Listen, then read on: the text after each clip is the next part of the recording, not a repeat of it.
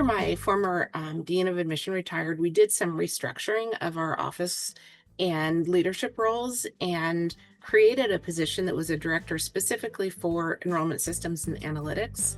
And in that newly created role, I wanted to really take advantage of that opportunity to lift up the other users in my institution and really help them grow in their knowledge of Slate. And so I was thinking a lot about training and about best practices for helping share that knowledge.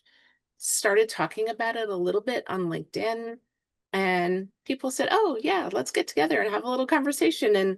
And so we did, and it was overwhelming to me, the appetite for this. And I think the key there is that if you become a Slate captain, you do so because your technical skill is recognized and elevated.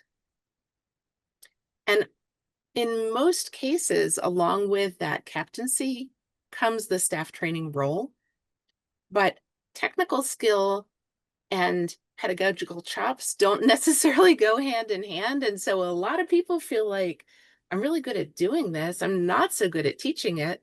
And so after I had this little ad hoc meeting, people said, "Oh, yeah, we should do this more often." I thought, there is a space for this already. So I pitched the idea to Technolutions and they thought it was a good idea. So the training group started in February of 2025. So we'll hit our 5-year, or excuse me, our 8-month anniversary. Where did 5 years come from? Our 8-month anniversary later this week. And as of this morning, there were 729 members.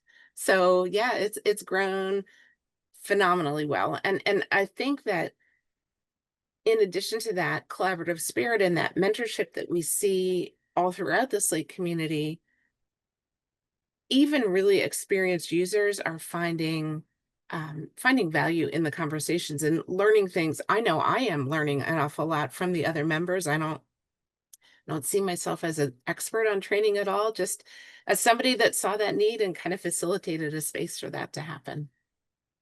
I love that. I think I was actually on that initial like informal one, and there I was definitely there Yeah, I was think you were.